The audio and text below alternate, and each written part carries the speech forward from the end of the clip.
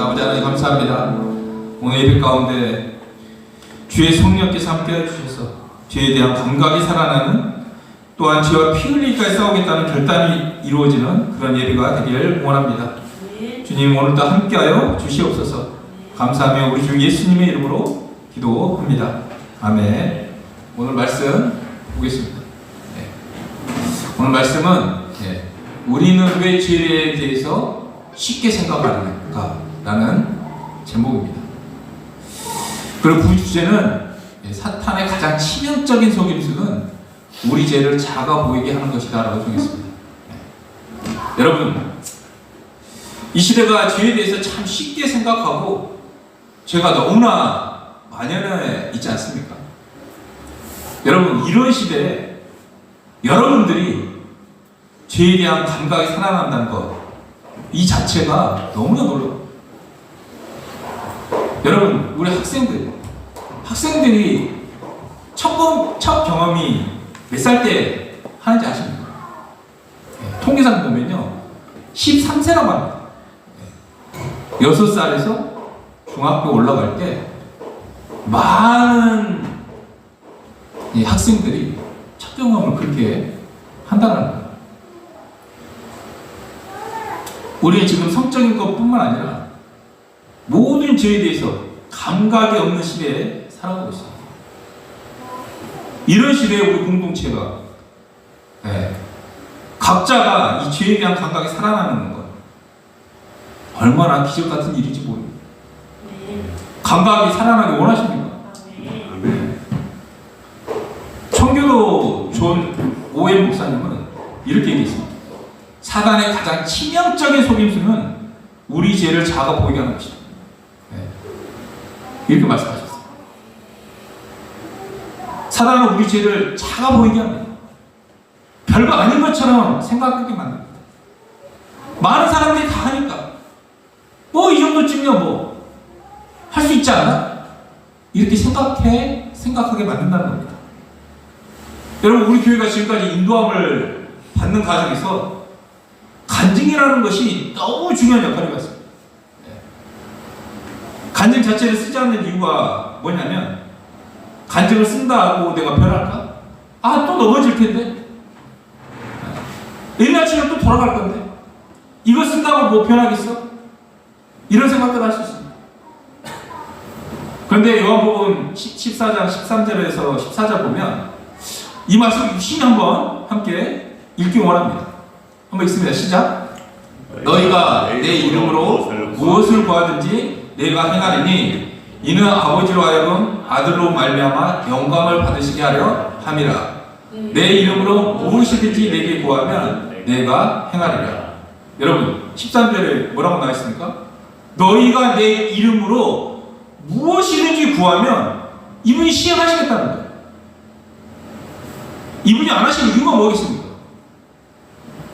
우리가 구하지 않기 때문에 행하시지 않는 거예요. 우리가 간증을 기록하고 고백하면 하나님이 하시겠다는 거예요. 믿으십니까?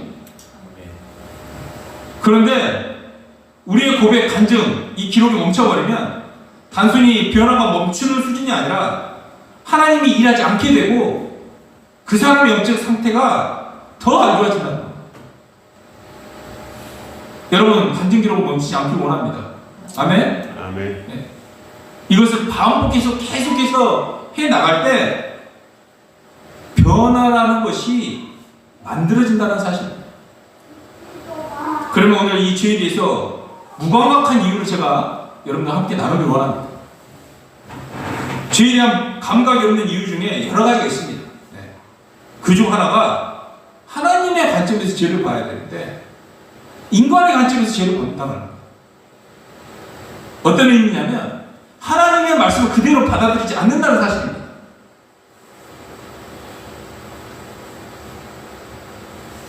우리 말씀을 그대로 받는 것이 아니라 꼭 거기 말씀에 토를 달고 내 생각을 집어넣는다. 여기에 가장 대표적인 게 뭐냐면 결혼 문제입니다. 고린도서 6장 14절 말씀 보겠습니다. 읽습니다. 시작.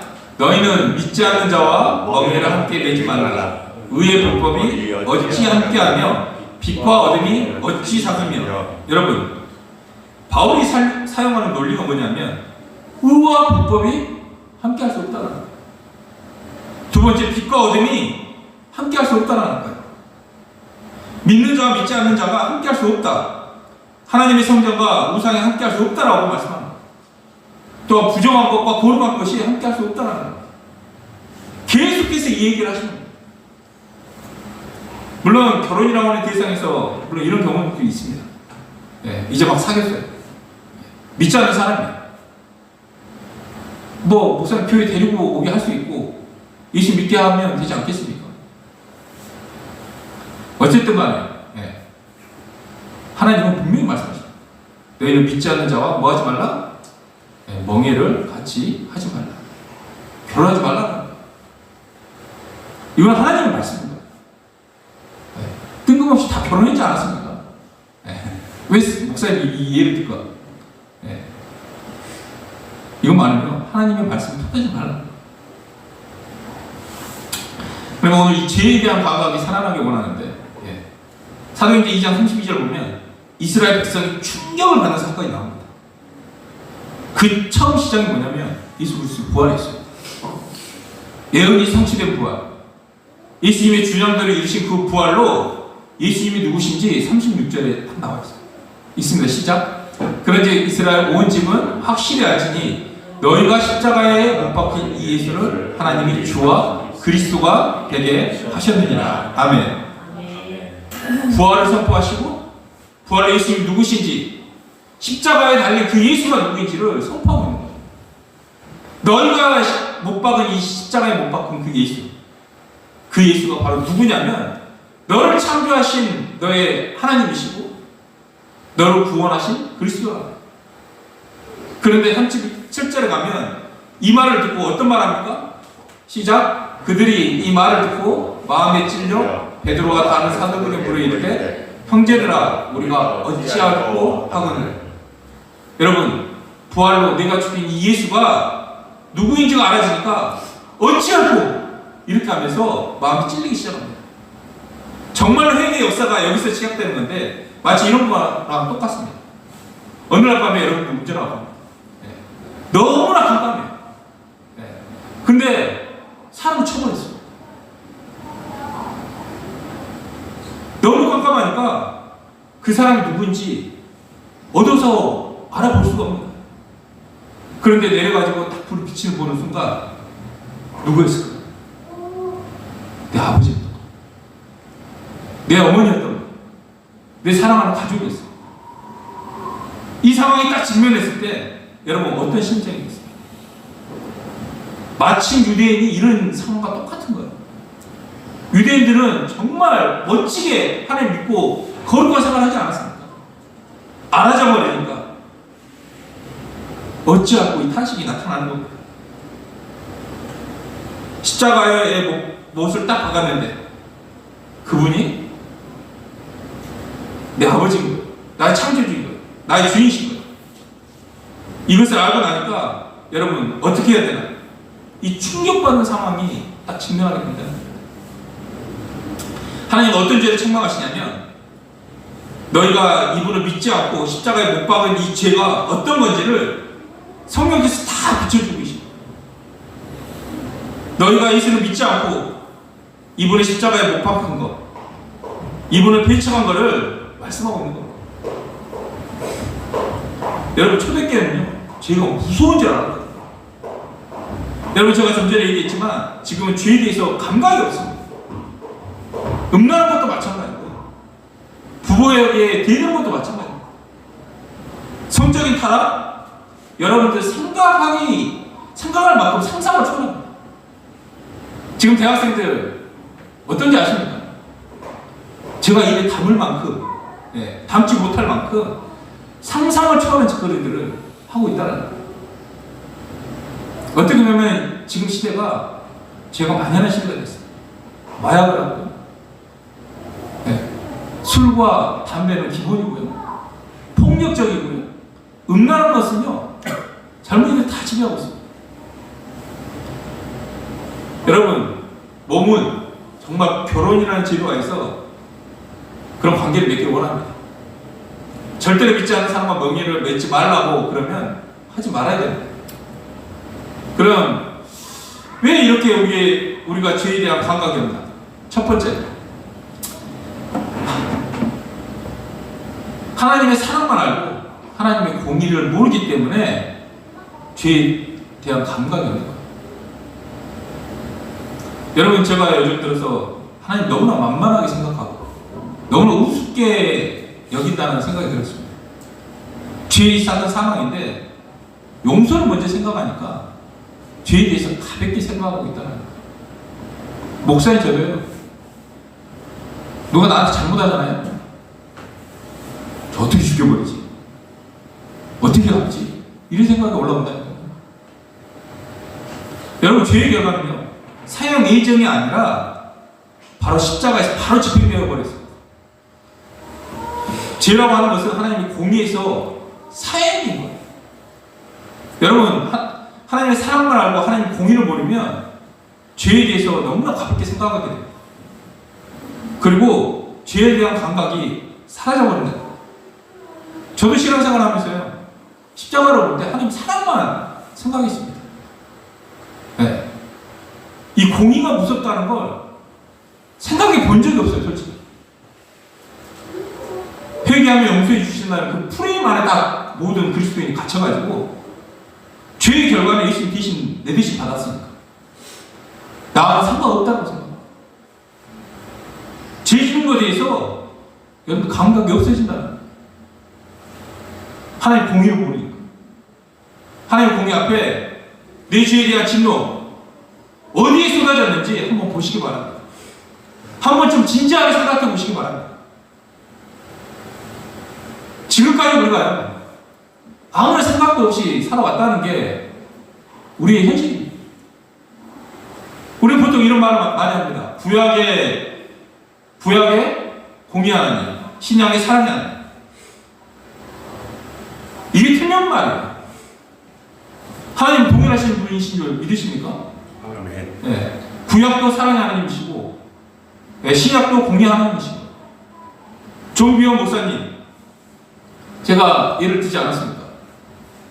그 부흥사, 사기죄랑 간음죄 병목으로도, 네, 하나님을 자기가 사랑한다라고 고백했던 그 목사님, 똑같은 거예요. 공의 하나님과 사랑의 하나님, 이 균형이 잡혀져 있지 않으니까 이런 현상들이 벌어진다는 사실입니다. 여러분, 왜 죄에 대한 감각이 없습니까? 첫 번째는 사랑의 하나님 말고 공의의 하나님은 아유 배척해버렸기 때문에 그렇습니다. 균형이 깨져버렸기 때문에 감각이 없는 거예요. 여러분들 죄의 감각이 지금 살아나고 있는지 믿습니다. 아멘? 네. 두 번째, 왜 죄에 대해서 쉽게 생각하냐면 하나님의 관점에서 죄를 보지 않기 때문에 그렇습니다. 뭐라고요? 하나님의 관점에서 보지 않기 때문에. 인간은 자신의 생각을 넣었어요. 인간이면 누구나 다 하는 실수인데 이 죄를 사소한 거, 별거 아닌 것으로 쉽게 생각합니다. 그래서 마귀의 속임수가 뭐냐면 우리 죄를 작아 보이게, 이 정도쯤은 아무것도 아니야, 나는 자기 생각을 넣어서 죄를 작게 만든다는 거예요. 이렇게 하나님 관점에서 죄를 보지 않는 거예요. 하나님의 법이 뭡니까? 죄의 삭은 사망이라고 했습니다. 죄의 크고 작음의 문제가 아닙니다. 죄는요, 죽어야 하는 거예요. 그런데 여기 자꾸 많은 생각, 구겨놓다 보니까 타협하기 시작한다니까요. 뭐 괜찮지 않을까? 이 정도는 다 하는 거 아닌가? 하나 예를 들까요? 하나님께서 염려하지 말라고 하시거든요. 생각으로도 범죄하지 말라 하시거든요. 그런데 우리는 이렇게 생각합니다. 어떻게 염려 안 할 수가 있지? 생각이 나는데 이것도 하지 말라는 거, 이거 너무 심한 거 아닌가? 여러분, 이게 혼미고요. 혼합질환. 여러분, 하나님의 말씀에 자기 생각을 구겨넣는 것이 죄의 시작입니다. 하나님이 말씀하시면 딱 그것이 스톱하길 원합니다. 아멘? 여러분, 죄의 싹은 사망이라면요, 거기서 스톱하는 거예요. 왜 우리가 죄에 대해 쉽게 생각하냐? 세 번째는 죄의 실체를 모르기 때문에 그렇습니다. 여러분, 죄의 실체를 알면요, 죄를 질 수가 없는 거예요. 여러분, 죄라는 게 뭡니까? 피조물이 창조주의 자리에 앉은 겁니다. 이게 죄예요. 쉽게 말하면 피조물이 창조물을 향해서 반역하는 거예요. 선악과를 따먹었다고 하는 그 죄의 실체가 뭐냐? 바로 반역이라는 거예요. 그래서 이 반역인 죄의 실체는 마귀의 중심과 똑같은 겁니다. 네. 우리가 마귀 그러면 무슨 형상 생각하지 않습니까? 그런데 마귀의 정의가 뭐냐면 마음에 자기가 하나님인 사람이 마귀인 거예요. 주님은 오셔가지고 내가 너희 주인이야, 참 주인이 되어줄게, 이렇게 하는데 이분이 찾아오셨는데도 내가 주인 노릇을 하고 있는 거예요. 네가 주인이잖아. 하나님께서 이렇게 책망하시는 거예요. 이게 마귀의 중심, 우리의 중심과 똑같은 거예요. 내 삶의 주인이 나의 겁니다. 예수님이 주인이신데, 말로는 예수님이 주인이라고 하는데 삶의 자리에서는 내가 왕자에 앉아있는 거예요. 이러면요, 여러분, 지옥에 들어가는 상황이 되는 거예요. 죄를 가볍게 여기는 네 번째 이유, 근원적인 죄와 열매죄는 구분되지 않다는 걸 모르기 때문입니다. 우리는 하나님께서 원하시는 이 회개는 근원적인 죄지 열매죄가 아니다, 이런 말을 많이 하거든요. 이 말에 한정이 있습니다. 이 말의 진짜 의미는 이 죄의 실체의 중심을 가지고 회개하라는 말이지 열매죄를 회개하지 말라는 의미가 아닙니다. 그런데 사람들 자기가 듣고 싶은 것만 듣기에 근원적인 죄와 열매죄를 분리하고 열매죄에 대해서는 가볍게 생각합니다. 우리가 다시 한번 생각해 보시기 바랍니다. 예수님은 어떤 죄 때문에 십자가에 죽었냐면 우리가 선악과를 따먹은 죄 때문에 죽었습니다.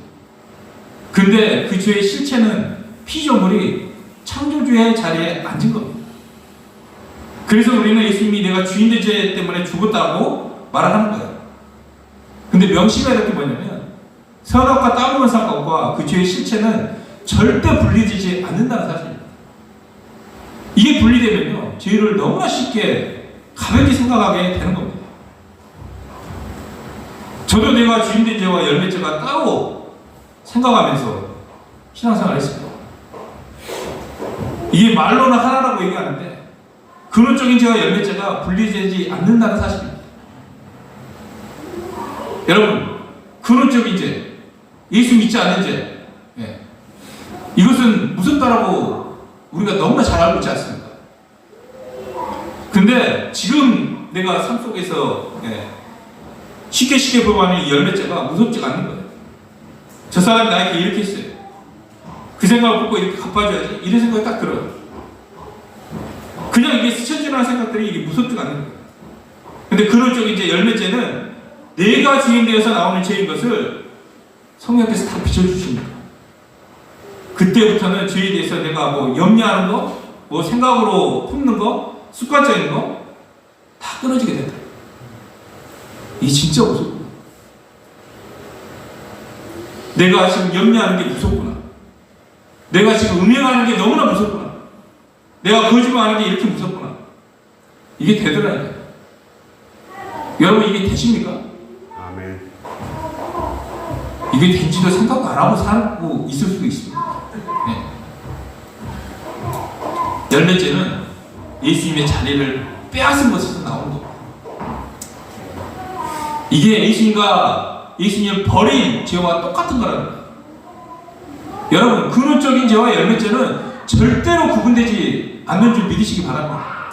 아멘. 계시록 21장 18절 한번 보겠습니다. 그러나 두려워하는 자들과 믿지 아니하는 자들과 흉악한 자들과 살인하는 자들과 음행하는 자들과 점술관들과 우상 숭배하는 자들과 거짓말하는 모든 자들은 불과 유황으로 타는 곳에 던져지니 이것이 둘째 사망이다. 여러분, 마치 살인자, 행음자, 술개, 우상 숭배, 거짓말자 이 사람의 중심에 뭐가 있을까요? 예수를 믿지 않는 사람들이라는 거예요. 그래서 이렇게 살인하고 음행하고 우상숭배하고 행음하고 이렇다는 거예요. 여러분, 그 열매째 때문에 지옥 가는 거예요. 이게 근원적인 죄와 열매죄가 결코 분리되지 않는다는 사실입니다. 죄가 무섭다는 것은 감정적인 용어가 아닙니다. 죄가 무섭다는 것은 죄에 대한 태도로 말합니다. 마음을 딱 정하는 거예요. 염려? 아니, 예전에는 그럴 수 있지 이랬던 부분들이 딱 마음이 딱 정해져 버리니까 이제 염려하지 않는 상황이 되어버린다는 사실입니다. 염려하는 거 다 있습니다. 그렇죠? 경제, 또 가족의 신앙, 그 다음 건강, 자녀들의 진로, 다 여러분들 문제들은 다 가지고 있습니다. 근데 주님께서 뭐라고 말씀하십니까? 맡기라라고 말씀하시지 않습니까? 주님이 말씀하시는데 왜 못 맡깁니까? 토스에서 잘 임하기를 원합니다. 내가 안 믿기 때문에 아직도 그 염려를 잡고 있는 거예요. 염려, 하나님께서 죄라고 말씀하시는 거예요. 죄에 대해서 쉽게 생각하는 이유 다섯 번째, 죄의 파괴력을 모르기 때문에 죄를 쉽게 생각합니다. 여러분, 예수 믿는 다음에 죄를 지으면 우리에게 죄의 파괴력이 적용될까요? 적용되지 않을까요? 예수를 믿었어요. 그런데 예수 믿지 않는 사람과 똑같이 죄를 지으면 죄에 대한 파괴력은 죄되는 게 아닙니다. 똑같이 적용됩니다. 죄의 파괴력이 단순히 지옥 간다 이런 것이 아니라 구원받은 우리 지옥에 가지는 않습니다. 그러나 이 죄가 우리의 삶을 파괴합니다. 성경의 가장 대표적인 이가 누굽니까? 인물이 다윗이라고 제가 몇 주 전에 얘기했습니다. 다윗이 우리아의 아내 바세바를 사랑합니다. 그리고 그 후에 다윗의 인생은 어떻게 합니까? 쫄딱 망합니다. 우리 차준혜 목사님 영상 한번 요거 관련해 가지고 이 다윗이 간임이 불러온 무시무시한 결과를 얘기하는데 한번 이거를 보고 가기 원합니다. 제가 왜 이 영상을 보여주냐면 죄 파괴력을 좀 알아라는 거예요. 한번 같이 보겠습니다. 여러분, 죄에 대한 파괴력이 어마어마합니다. 어마어마합니다. 다윗이 간음을 했어요. 이 죄의 결과가 어떻습니까? 상상도 할 수 없는 일들이 하나님이 징계를 하신다는 거예요. 여러분, 구원받은 우리가 죄를 지으면요, 구원을 잃어버리지는 않지만 뭐가 된다 했죠? 하나님과의 관계가 단절됩니다. 하나님과의 관계가 단절되면요, 하나님의 인도함을 받아서 내가 선택하는 것이 아니라 내 마음대로 선택한 그 결과에 대한 책임을 이제 내가 지는 거예요. 여러분, 죄를 딱 보면서요, 바로 내 몸에 종기가 나거나 어떤 사고가 일어나거나 어떤 안 좋은 일이 있으면요, 그걸 딱 보고 나서 돌이키고 그때그때마다 징계를 주시면 쉽게 하겠어요. 제가 죄를 멀리 하겠어요. 근데 그렇지 않습니다. 여러분, 죄에 대한 형벌이 뭡니까? 여러분, 지금 죄를 지으면 하나님께서 어떤 벌을 내립니까? 당장 보이지 않습니다. 그런데 하나님이 어떤 큰 벌을 주시냐면 죄에 대한 무감각하게 만든다. 감각이 없어진다. 죄에 익숙해져가지고 그것이 죄인 줄도 모르면서 살아간다는 거예요. 내가 지금 간음하고 있는데 하나님 앞에서 말도 안 되는 죄를 범하고 있는데 정말 감각이 없다는 거예요. 감각이 정말 없어요. 내가 지금 음란물을 보고 내 성전에, 내 몸에 술과 담배를 더럽혀요. 내가 도둑질하고 음란하게 범죄를 하고 있어요. 이 죄의 형벌이 뭐냐면, 여러분, 죄를 죄로 알지 못한다는 거예요. 이게 죄인지도 모르고 무감각히 진다는 사실입니다. 여러분, 가장 심각한 이 바리새인들, 위선이 아니라 죄를 죄로 알지 못하는 무감각이라고 주님께서 말씀하십니다. 삶에서 어떤 여러 가지 죄들 있지 않겠습니까? 죄에 대한 감각이 없다. 우리나라 속담에 어떤 속담이 있을까요?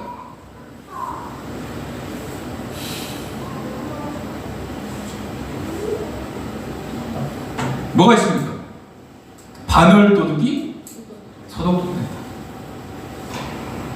여러분, 지금 이 죄라고 하는 게 아주 작아요. 아주 작은 것들을 하고 있어요. 얼마나 큰 죄를 범하겠습니까, 우리가? 네. 하나님이 진짜 살아계신가, 하나님과 동행하는 이 공동체 안에서 네. 어떤 큰 죄를 짓겠습니까? 근데 아주 작은 것들을 똑같이 범하고 있다는 거예요. 네. 아, 이 정도 다 하니까. 우리도 마찬가지예요. 염려하는 사람이 여기 누가 있습니까? 다 염려하신다니까. 저도 염려합니다. 네. 다음 달에 월세 내야 되는데 월세가 부족하면 염려하게 돼요. 맡깁니다. 네. 기도하면 주시더라고요. 이런 것을 좀 여러분들 삶에 경험하기 원합니다. 한번 맡겨보세요.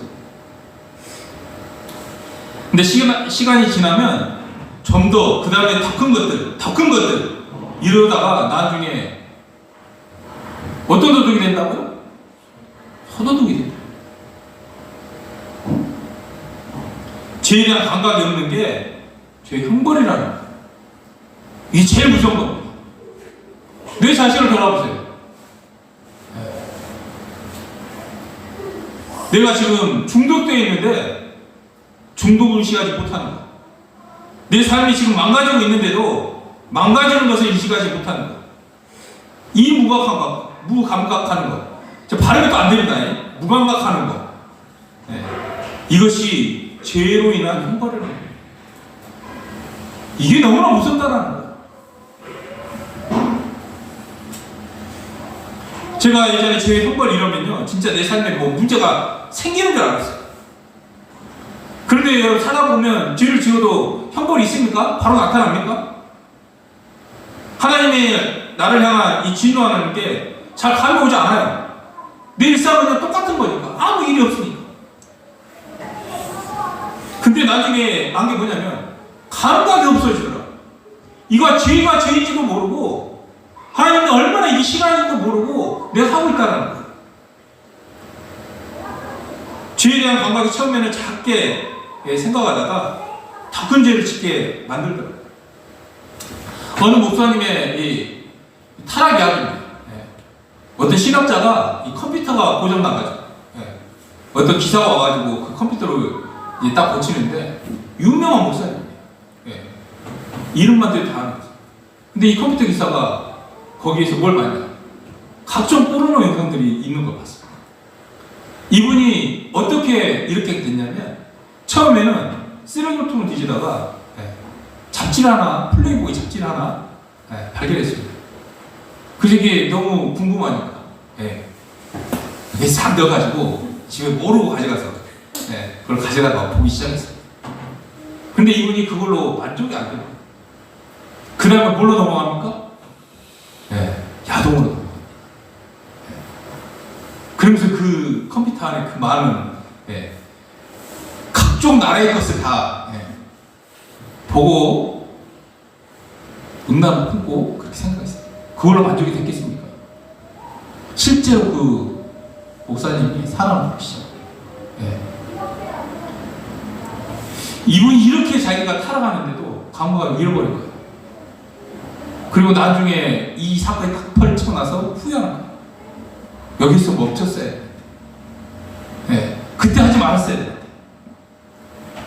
여러분, 이 죄에 대한 감각을 잃어버리는 것이 죄의 형벌입니다. 감각 없는 사람들 너무나 많습니다. 나는 안 되겠지? 아니요. 여러분들의 그 습관적인 죄가 죄를 생각하지 않고 감각을 잃어버리고 큰 죄를 범하고 있다는 사실입니다. 이 죄의 파괴력이 징계를 하나님이 주신다고 생각하는데 아닙니다. 하나님이 주시는 것도 있지만 그렇지 않은 게 너무 많습니다. 죄에 대한 형벌은 그 죄가 결과를 내린 겁니다. 죄를 징계하시는 거 하나님이 하시는 거 맞지만 그게 아니라는 거예요. 대부분 그 죄 자체에서 열매가 맺음으로 그 죄에 대한 고통이 나에게 임한다는 사실입니다. 내가 죄를 선택했다 이거예요. 좀 전에 그 목사님 음행을 선택하면 음행을 선택함으로 말미암아 파생되는 그 결과, 그 쪽팔림, 자녀들, 가족들, 고개 숙이고 그 결과는 내가 짊어지는 사실입니다. 죄의 파괴력이 이렇게 무서운 거예요. 이 죄 자체가 열매를 맺음으로 내 삶을 파괴해버린다는 사실입니다. 여러분, 내가 술을 먹고 담배를 피워요. 이 결과가 몸을 망가뜨리고 암을 발생한다니까요. 하나님이 징계하신 거 아니에요. 징계하셔가지고 암을 주신 거 아니에요. 그걸 함으로써 내가 암이 생긴 거예요. 그 죄의 결과라는 거예요. 그러면서 뭐하냐면 뭐라고 불평합니까? 이제 감각이 없어지니까 내가 하나님 얼마만큼 이렇게 헌신하고 노력했는데 왜 나에게 이런 시련을 주십니까? 하나님 원망하게 됩니다. 죄를 다룰 때는 좀 심각합니다. 제가 너무 심각하게 듣지 않길 원합니다. 여러분, 죄에 대해서 쉽게 생각하는 여섯 번째, 십자가를 균형 있게 바라보지 않기 때문에 죄를 쉽게 생각합니다. 여러분, 십자가에는 두 가지 의미가 있습니다. 우리를 향한 하나님의 사랑도 있지만 죄의 무서움이라는 게 이 십자가에 달려 있습니다. 여러분, 죄가 얼마나 무서우면 하나님이 이 십자가에서 죽으셔야 됩니까? 여러분, 죄에 대한 레벨이요, 어떤 레벨이냐면 하나님이 죽여야 될 만큼 높은 레벨이라는 거예요. 오늘부터 진짜 여러분 생각나는 거 있지 않습니까? 내가 반복해서 짓고 있는 죄 있지 않습니까? 생각하는 거, 행동하는 거, 습관적으로 하는 일상의 모든 것들 다 끊으시기 바랍니다. 거기서 돌아서야 되는 거예요. 이게 우리에게 주신 마지막 기회일 수 있습니다. 오늘 우리 모두가 이 죄에 대한 감각에 살아나는 예배가 되어야 될 줄 믿습니다. 제가 천정을 자매를 생각합니다. 지금도 옆에 있는 것 같아요. 제가 이제 사진첩을 쭉 보면서 극장에서 부활도 소망을 보면서 앞에서 저와 천정을 자매가 같이 서 있어서 인사하는 그 사진 누가 찍어서 저한테 보내줬더라고요. 정말 내 마음속에 살아있는 것 같아요. 아직도. 전화 한번 받을 것 같고. 근데 이 천정의 자매를 생각하면서 지금은 천국에 있지 않습니까? 근데 이 땅에 살면서 어떤 삶을 살았습니까? 끝까지 몸이 아프더라도 주님의 그 사랑을 전하기 위해서 고통을 무릅쓰고 돌아다니지 않았습니까? 저 자매의 그 마음과 그 신앙과 우리의 마음 자세는 어떨까? 이런 생각이 좀 들어요. 정말 예수님 사랑해서 마지막까지 사명을 위해서 달려가고 그 자매가 죄를 졌겠습니까? 사랑으로 가득 찼기 때문에 아마 마지막까지 우리에게 죄를 회개하고 주님을 사랑하라고 말씀하신 줄 믿습니다. 폴 오셔 목사님은 이런 말씀을 했습니다. 저주가 교환되었다. 너를 향한 그 저주가 교환되었다는 거예요. 누구하고 교환됐습니까? 우리가 받아야 될 그 저주가 예수님께 쏟아부음으로 말미암아 이 저주가 교환되었다고 말씀하고 있습니다. 여러분, 죄는 무섭습니다. 우리 삶을 파괴할 뿐만 아니라 영원한 지옥에 떨어뜨릴 만큼 그런 강력한 능력이 여기에 있다는 사실입니다. 여러분, 이 죄에 대한 실체를 제가 얘기하는데 여러분 마음이 무거울 것 같습니다. 저도 무거워요. 이 말씀하는 게 쉽지 않습니다. 그런데 여러분, 이 죄가 얼마나 무섭다는 걸 모르면요, 예수께서 이 사람과 함께 죽었다고 하는 이 사실, 이게 얼마나 기쁜 소식인지 알지 못합니다. 여러분, 이 사람이 죽었다 그러면요, 예전에는 죄를 짓는 도구로 사용했습니다. 아, 내 이 사람 죽었어. 죄 짓는 건 내가 아니야. 내 안에 질성이 있어서 나는 죄를 질 수밖에 없어. 이 자유를 죄를 짓는 도구로 사용했는데, 이제 이 죄가 얼마나 무서운 게 딱 알아지니까 이 자유, 죄와 싸우는 방향으로 바뀌었다는 사실입니다. 하나님께서 십자가에서 함께 죽었다는 것이 그렇게 기쁠 수가 없는 거예요. 여러분, 쉽게 말해서 암 환자가 암덩어리가 사라져버렸어요. 암덩어리가 제거해버렸습니다. 내 삶을 파괴하는 그 죽음이 없어져 버린 거예요. 죽어버린 거예요. 그러니까 이게 너무나 기쁘지 않겠습니까? 이 자유를 죄 짓는 도구로 삼는 게 아니라 죄와 싸우는 방향으로 변경시켰다는 사실입니다. 하나님께서 우리를 완전한 자유를 주시기 위해서 존재 자체를 바꿔주신 줄 믿으시기 바랍니다. 우리는 완전한 새로운 피조물로 만들어 주셨다는 사실이에요. 그리고 하나님은 우리 가운데 완전한 자유를 주신 줄 믿습니다. 완전한 자유가 뭐냐면 이제 마귀가 우리를 지배할 수 없다는 사실이에요. 마귀는 지배했던 이 존재를 완전히 죽이고 주님께서 없애버렸다는 사실입니다. 그러니까 마귀 입장에서 얼마나 황당하겠습니까? 그 지배했던 놈이 죽어버렸습니다. 그러니까 이 마귀는 새로운 피조물이 된 우리에게 할 게 뭐냐면 딱 하나입니다. 거짓말밖에 없어요. 거짓말합니다. 속이는 것밖에 없습니다. 야 자식아, 너 아직도 살아있잖아. 너 죄에 나타나잖아. 아직도 밥안마, 니 부족하잖아. 뭐 이런 거짓말로 우리를 속삭이고 속이는 거죠. 여러분들, 이게 많은 사람들이 속습니다. 거짓말에 대한 승리는 뭐겠습니까? 진실에 대한 믿음밖에 없는 줄 믿습니다. 아멘? 아멘. 예를 들어가지고 이 사람이 죽었다 그러면 죽은 것을 믿는 거예요. 아멘? 아멘.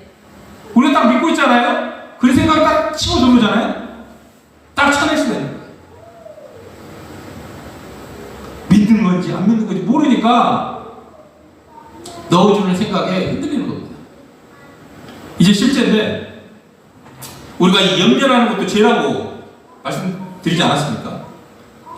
그런데 내가 지금 돈이 쪼들리고 있어요. 정말 다음 달에 갚아야 할 돈이 너무나 많습니다. 여러 가지 사업의 상황도 있고 우리 학생들 성적이 바닥이고 뭐 이런 상황에서 염려하지 마라. 이렇게 얘기하지 않습니까? 제가 기도하면서 하나님 이거 너무하신 거 아닙니까? 어떻게 인간이 염려 안 하고 삽니까? 상황이 이런데요. 어떻게 인간이 생각으로도 범죄 안 하고 삽니까? 이거 높은 수준 아닙니까? 이게 죄라는 건 동의가 돼요. 머리를 안 하잖아요. 근데 이게 너무 마음속에 부담돼요. 어떻게 염려하지 않고 살 수 있을까? 내가 생각으로 범죄하지 않고 살 수 있을까? 너무 힘들다는 생각이 들었습니다. 그러다 기도하는데 하나님께서 딱 마음을 주신 거예요. 내가 너를 그 정도로 만들었다는 사실. 내가 너를 그 정도로 만들었다. 십자가에서 완전히 죽이고 부활하심을 통해서 너도 함께 그런 존재로 만들었다는 그런 마음을 주시더라고요. 여러분, 우리가 어떤 존재로 만드셨냐면 염려하지 않는 존재.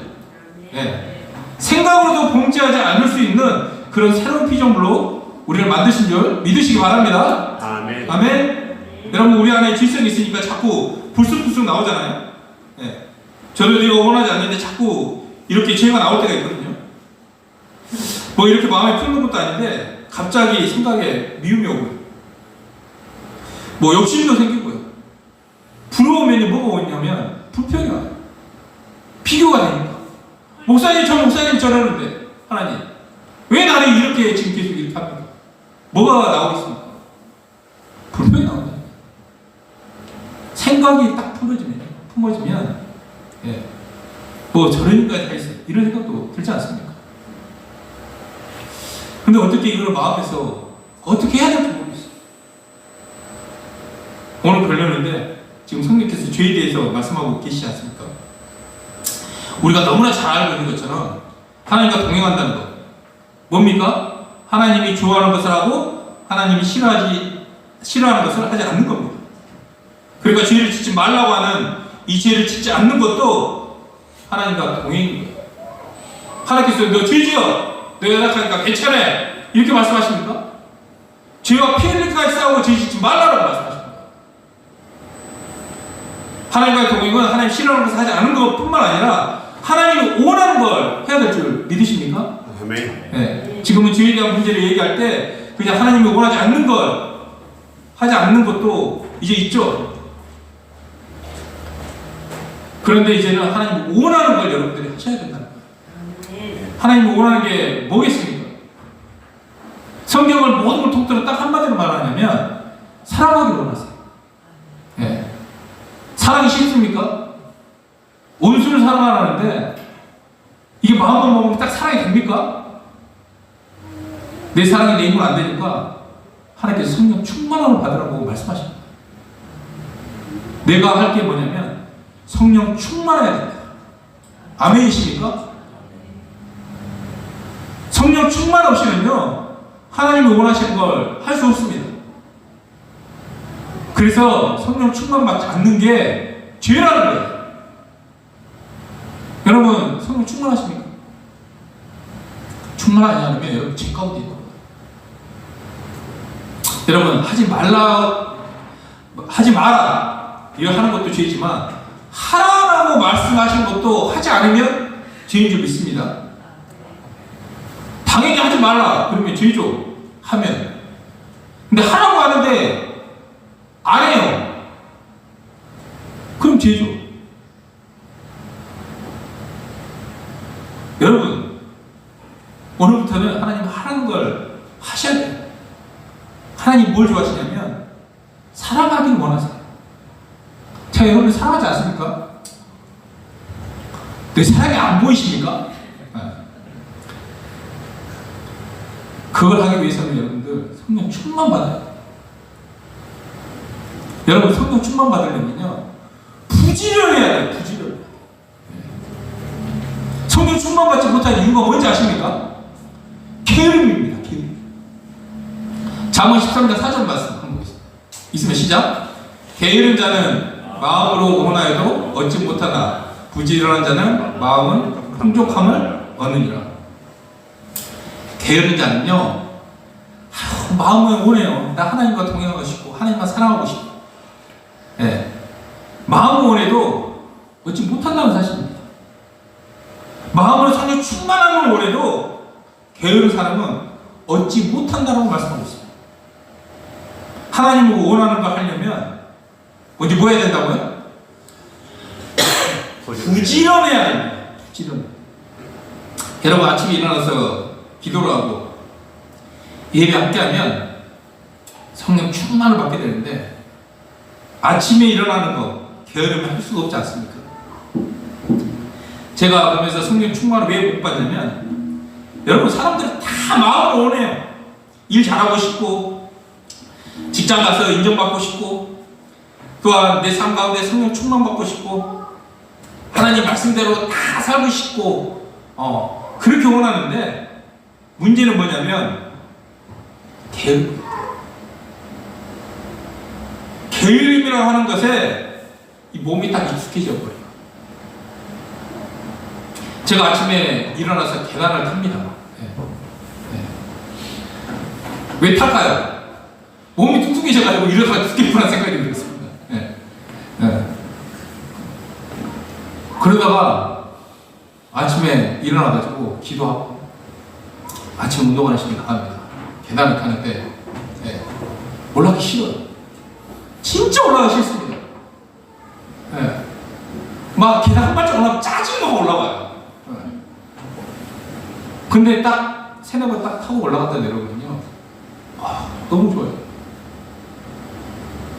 부지런해야지 기분도 좋아지는 거고 건강도 좋아지는 겁니다. 근데 제가 귀찮다, 힘들다, 이 게으름으로 내가 누워 있으면요, 저 여기서 다칠 겁니다. 여러분 부지런해져야 돼요. 여러분 게으름에 익숙해져서 내 삶에 여기서 성령 충만을 받을 만한 시간을 확보할 수 없다는 거예요. 밥 먹고 유튜브 보고 웹툰 보고 누워서 핸드폰 여기 다 위하다 보니까 하나님을 향해서 시간을 빼먹는 그런 시간들이 없다는 사실입니다. 그러니까 뭐 성령 충만 받을 수 있겠습니까? 여러분 삶의 패턴 중에서 정말 하나님께 드려지는 시간 갖길 원합니다. 아침 헐레벌떡 일어나가지고 겨우 직장 나가는 그 정도 말고 좀 일찍 일어나서 하나님 말씀 좀 묵상하고 또 고백하고 간증 기록하고 그러면 여러분들 하나님께서 뭐라고 약속하셨죠? 내가 너희 들리는 대로 행한다고 말씀하시지 않았습니까? 그 약속을 믿으시기 바랍니다. 마음은 원하잖아요. 정말 원하잖아요. 충만한 삶을 살고 싶고 하나님 기뻐하는 일을 하고 싶고 진짜 하나님 인도함을 받아서 선한 영향을 끼치고 싶은 그런 소망들이 마음속에 있지 않습니까? 마음은 있지만 왜 안 되는지 아세요? 게으른 겁니다. 여러분 들리는 대로 행하신 하나님 그렇게 해나가면 복도 넘치도록 주시지 않겠습니까? 이 자식 앞으로 넘어져도 하나님께서 복 주실 것 같아요. 뒤로 넘어져도 복 주실 것 같고 옆으로 누워도 복이고 오른쪽으로 누워도 복 주실 것 같습니다. 이런 사람들. 여러분 제가 저번 주에 여러분들 정말 귀하다라고 하나님께서 제 마음을 주시는 거예요. 함부로 할 수 없는 거 아닙니까? 제 성과 같았으면요 함부로 합니다. 안 되는 거. 사랑의 마음, 기도해주고 기다려주고. 제가 뭐라 그러면 기분가 나쁘지 하겠습니까? 성령께서 하실 줄 믿습니다. 제 염려 딱 하나입니다. 우리 성도들 진짜 주님 오시면 이 사람들 진짜 주님이 잘하였다 내 아들 딸들아 이렇게 수고하시면서 격려해 주실까 아니면 아이 자식 나도 몰라 이렇게 하실까 제가 이거 걱정이라니까요. 이게 염려가 된다는 거예요. 저는 그 염려 하나 갖고 있습니다. 여러분 우리 다시 한번 멋지게 한번 시작해 보길 원합니다. 강의제도 시작되지 않았습니까? 우리 게으르지 않기를 원합니다. 무감각하니까 이 시대 진짜 성령 충만 받아야 되는데 성령 충만 받지 못하게 하는 이 주범이 뭐냐면 게으름이라는 거예요. 여기 딱 빠지면요 마음은 원하지만 실질적으로 아무것도 얻을 수 없습니다. 잠자는 패턴 있지 않습니까? 좀 일찍 자라고 조금 저 9시에 잔다니까요. 그러면요 4시 반이면 딱 눈이 떠져요. 화장실 딱 갔다 오면 그때 쫙 누워서 감사를 조금 하나님에 대한 오늘 하루도 저 눈뜨게 해주신 살려주신 그 은혜에 감사하고 그러면 딱 5시 10분에 알람 딱 울립니다. 그러면서 옷 차려입고 나갑니다. 생각 못 일어났다. 저 1시에 자도 5시에 눈이 떠집니다. 그럼 나 못 일어났다. 일찍 자라니까요. 잠이 안 옵니다. 눈 감고 약 100마리 세세요. 잠 옵니다. 잠이 안 와요? 그럼 미친 듯이 한번 운동장 10바퀴 뛰세요. 몸이 피곤해서 잠 잘 오거든요. 내가 아침에 만날 시간을 하나님 만날 시간에 내가 마음을 결단하면요 내 몸을 피곤하게 해가지고 빨리 자게끔 만드는 그런 열정도 필요할 줄 믿습니다. 아멘? 여러분 10분, 15분 뭐 이 정도 엄청 어렵겠지만 그렇게 해서라도 우리 하나님으로부터 오는 은혜로 공부받아서 하나님께 드리는 그런 우리가 되었으면 좋겠습니다. 오늘 저희 형벌이라는 게 뭐냐면 무감각이라고 얘기했습니다. 죄를 짓는 사람은 자기가 짓는 죄가 얼마나 심각한지 그것을 모르고 발을 담고 있어요. 자신이 발을 담고 있는 그 죄가 심각하게 벗겨져 있는데 그 심각성을 모르기 때문에 그렇게 죄에 죽어가는 겁니다. 죄에 대한 감각이 없는 거예요. 죄의 형벌은 삶이 안 풀린다든가 감정이 조금 안 좋아진다든가 저는 그 전에 죄를 지으면 이 기쁨이 사라지는 것 이 정도로 생각했습니다. 근데 죄의 형벌은요 감각을 잃게 만든다. 여러분 감각이 잃어버리면요 대화가 안 됩니다. 여러분 죄에 대한 감각이 예배를 통해서 다시 살아나기 원합니다. 아멘. 그리고 이 죄인이 죽어서 우리 가운데 완전한 자유를 주셨기에 정말 하나님 원하는 걸 해야 되는데 성령 충만을 받기 위해서 게으르지 않는 그런 우리가 되어지길 원합니다. 네, 제가 미션을 드리겠습니다. 저는 말로 끝나지 않습니다. 네, 이거를 삶을 생각하면서 한 줄로 돌아보길 원합니다. 나의 게으름이 무엇일까? 그리고 내가 부지런히 해야 될 일은 이번 주 무엇일까? 이것을 한번 적어보시기 바랍니다. 그 게으름이 있다면 한번 이 게으름에 벗어나기 위해서 한번 발버둥 치기 원합니다. 두 번째, 내 삶을 무감각하게 만드는 이 죄의 실체는 무엇일까? 이 죄의 실체는 뭐냐면 내가 지금 범하고 있는 습관적인 죄. 이게 죄일까? 설마? 이것도? 이런 것을 좀 생각해 보라는 거예요. 말씀 정리합니다. 오늘 지금까지 우리는 왜 죄에 대해서 쉽게 생각했는가? 이것을 가지고 말씀드렸습니다. 오늘 6가지 얘기했습니다. 첫 번째, 왜 죄를 이렇게 쉽게 생각했냐? 하나님의 사랑만 알고 하나님의 공의를 모르기 때문에 죄를 쉽게 생각했다. 두 번째, 하나님의 관점에서 죄를 보지 않았기 때문입니다. 하나님의 죄의 싹은 사망이라고 그러는데 뭐 설마 이 정도쯤이야. 내 생각을 넣어서 타협하고 합리화시켰기 때문에 죄가 무섭다고 하는 것을 생각하지 않고 가볍게 생각했던 이유 중에 하나입니다. 세 번째, 죄의 실체를 모르기 때문에 죄를 가볍게 생각했습니다. 다윗을 생각했어요. 그 간음 한 번 때문에 그 인생이 홀딱 망가져버려요. 그리고 네 번째, 근원적인 죄와 열매죄가 구분되지 않는 것을 모르기 때문에 죄를 쉽게 생각했습니다. 다섯 번째, 죄의 파괴력을 몰랐기 때문에.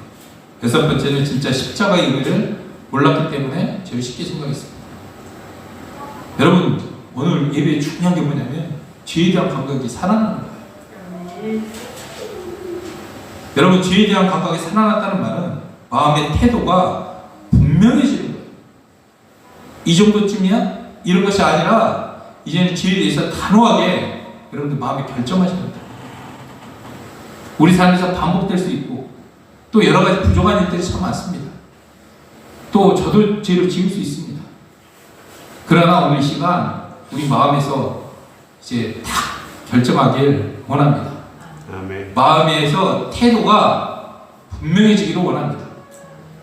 내 안에 아직은 죄성이 남아있기 때문에 여러분들 성령님을 갈망하기 원합니다. 아멘. 성령 충만 받게 원합니다. 아멘.